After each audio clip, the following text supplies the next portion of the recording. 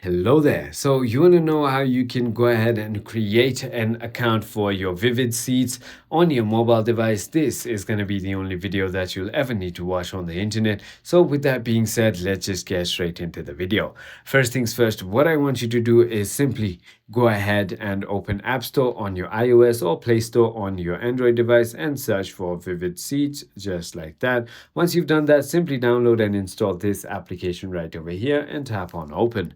Once you've done that, all you need to do is on the bottom right hand side of the screen, there's going to be this little person icon which says me, and simply go ahead and tap on it. And now right below where it says hi there, there's going to be a sign in or create an account button. Tap on that. And once you've done that, you want to simply switch from sign in to create an account right over here. And all you need to do is go ahead and enter your email, then click on create an account, and they'll go ahead and ask you to create a password and also send a code to that email to verify it. Now you can also go ahead and continue with Google, continue with Facebook, and continue with Apple, and that's about it. So I hope this video was helpful to you. If it was, hit that like button, and I'll